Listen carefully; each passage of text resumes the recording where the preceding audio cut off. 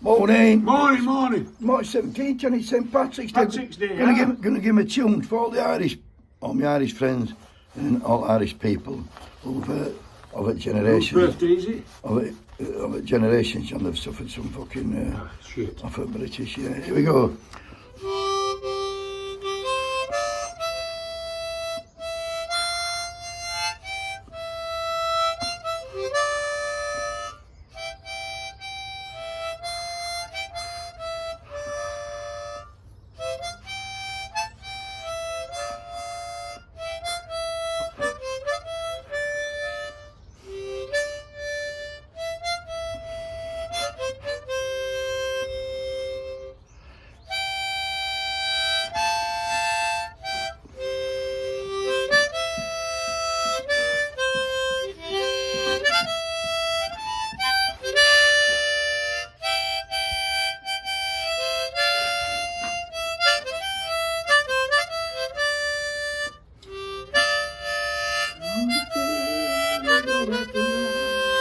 Patricia's birthday, John. Patricia over there on the Emerald, it's her birthday. Started celebrating January 1st. Happy birthday to you. Happy birthday to you. Happy birthday, Patricia. Happy birthday to you. Quick spawning, Johnny.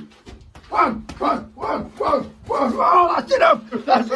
He's on fire. Johnny's on fire. Bloody hell.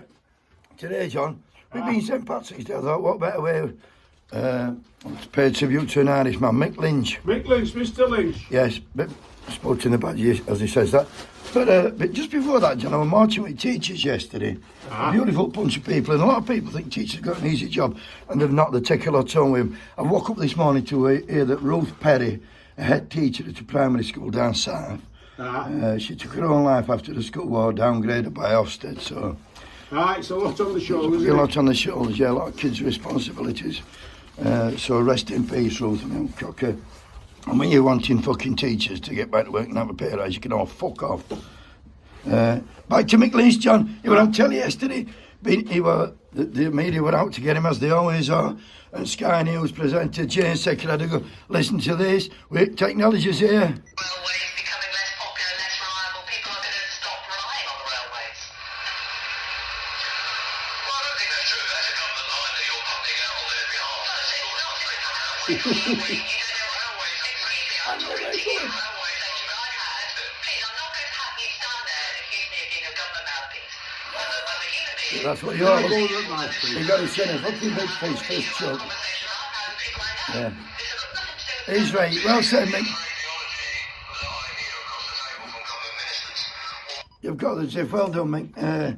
All he's doing is fighting for his members, acting on his members' behalf. He can't call them on strike. His members tell him we're going on strike.